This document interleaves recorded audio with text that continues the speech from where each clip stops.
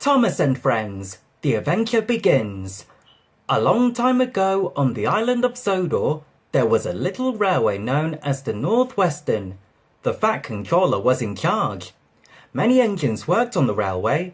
The biggest, Gordon, pulled the express. The smallest, Edward, shunted trucks and coaches for the bigger engines. James had wooden brake blocks that sometimes smoked when he stopped.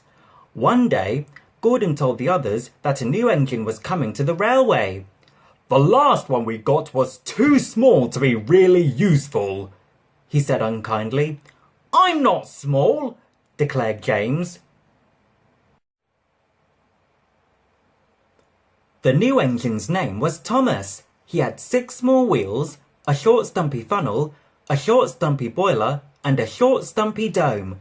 Thomas seemed awfully small. "The Fat Controller must have made a mistake if he was expecting someone really useful," Gordon said. "I am really useful," cried Thomas. Thomas tried hard to be really useful. At first, he made a lot of mistakes.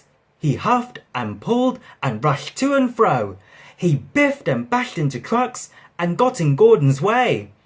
"Oh, that's very useful, isn't it?" Gordon snorted. Thomas's first day on the railway hadn't gone well, but he felt sure he'd soon get the hang of things. The cheeky little engine spotted Gordon in a siding.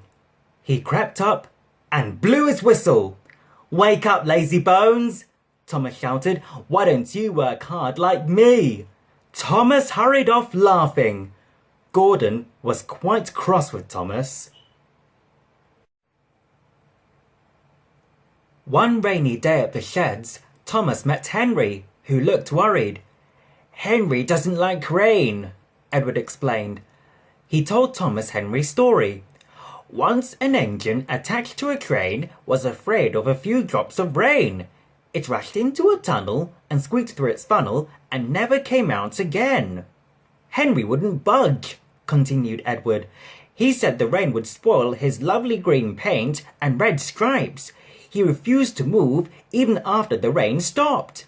In the end, Henry had to be pulled out of the tunnel with a rope. That's why he's afraid of rain."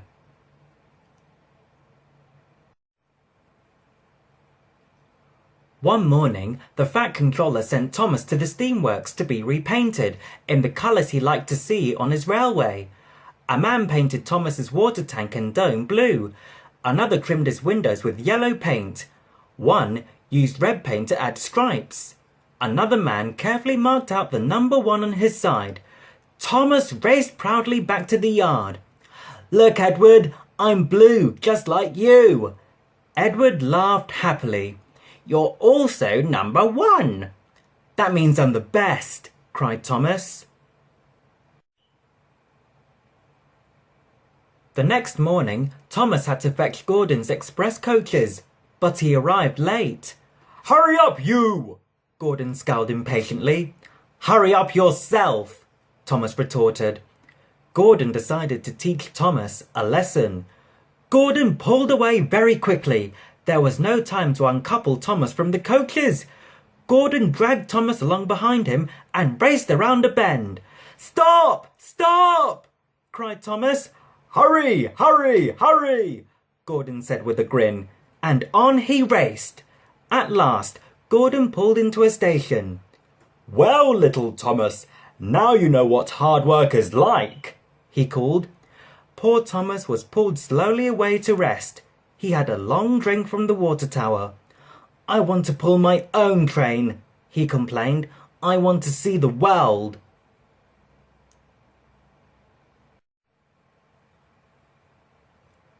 One day, Henry couldn't work. The Fat Controller asked Thomas to pull Henry's coaches. At the station, the Fat Controller warned Thomas to wait until everything was ready. But Thomas was too excited. He raced off before the coaches were coupled up. "Thomas, stop! Come back!" shouted the Fat Controller. Thomas didn't even hear him. "I'm doing it! I'm pulling a train!" Thomas said happily as he raced along the line. "Everyone says it's hard to pull trains, but I think it's easy." Then Thomas saw a red signal and slowed to a stop. "Where are your coaches?" asked the signalman. Thomas looked behind him. "Oh no!"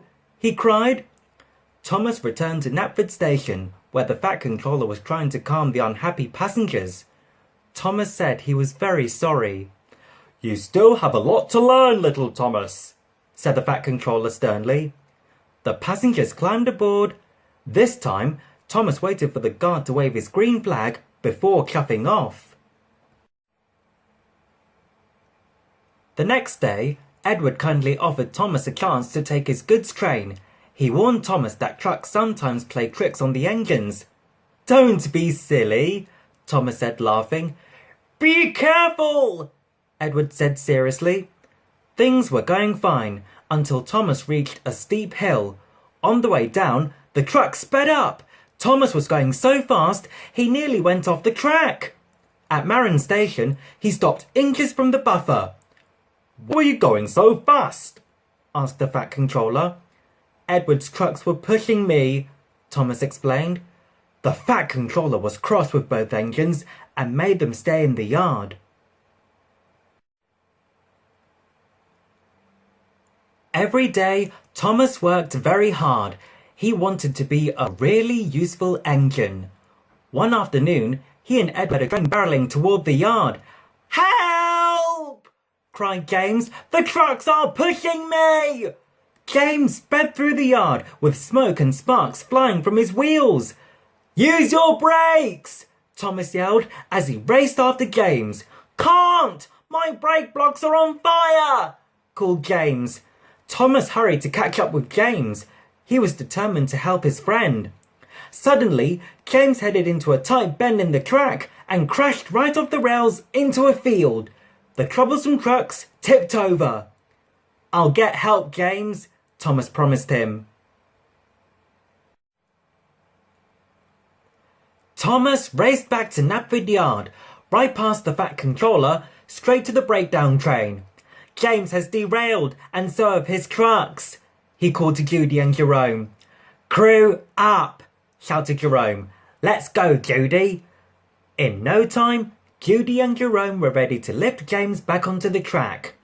The broken trucks were sad and sorry now. "I hope this will teach you a lesson," scolded Thomas. The Fat Controller was pleased with Thomas. He asked him to take James to the steamworks for repair. The next day, James came back to the yard with new brakes and a splendid new coat of shiny red paint. That night, the Fat Controller paid a surprise to the sheds. "Congratulations, Thomas," he said. "Due to your selfless bravery, you have shown yourself worthy of having your own branch line." Thomas was proud and happy. Now he even had his very own coaches, Annie and Clarabelle. Thomas the Tank Engine had become a really useful engine at last.